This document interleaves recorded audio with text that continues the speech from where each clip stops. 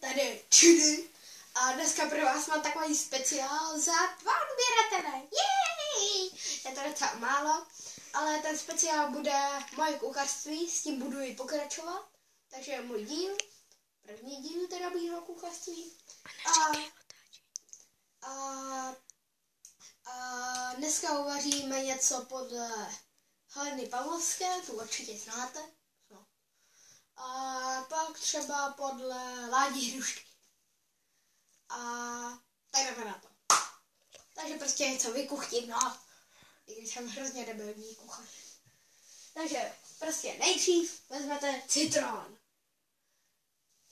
No, vezmete propisku. Jo. A máte tam nějakýho magora. Majník. Vezmete tu propisku.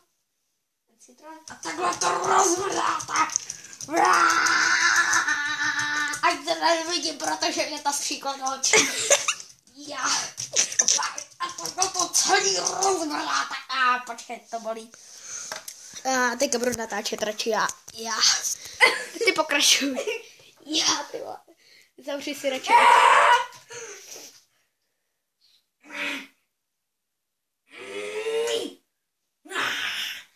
Jsem varec. Boss. You boss.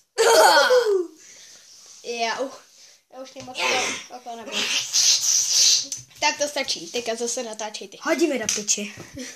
Tak. Vydáte ještě toto. Jak všechno vidějí rodiče. Vezmete toto kladívko, na řízky. Teďka uděláte jedinou věc. Krávo, na to už seru. Tak já se s váma loučím.